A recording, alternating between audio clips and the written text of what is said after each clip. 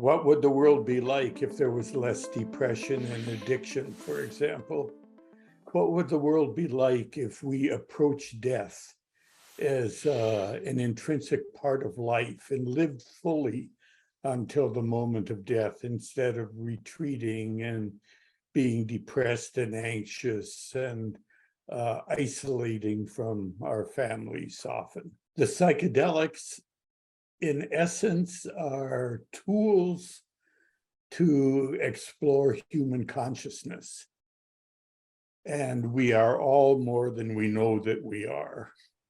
And there are resources within us that we forget are there, and discoveries to be made. And there are so many medical applications. But as mentioned, there's also just purely educational applications and religious applications waiting to be mined, if you will. There are many, many different psychedelic experiences to be had, positive, neutral, and negative. The drugs themselves are incredibly safe for most people. They're not addictive.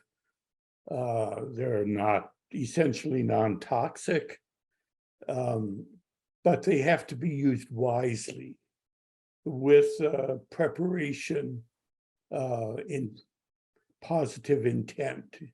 They need to be used in a grounded, safe relationship.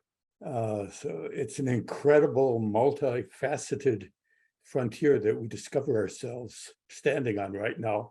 And that's why conferences like this are so important.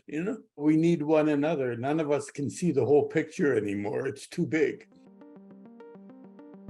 Well, most likely my talk will focus on the work we're doing in palliative care with psilocybin, which of course brings up the need for training competent therapists to implement it. We may need a whole army of them soon.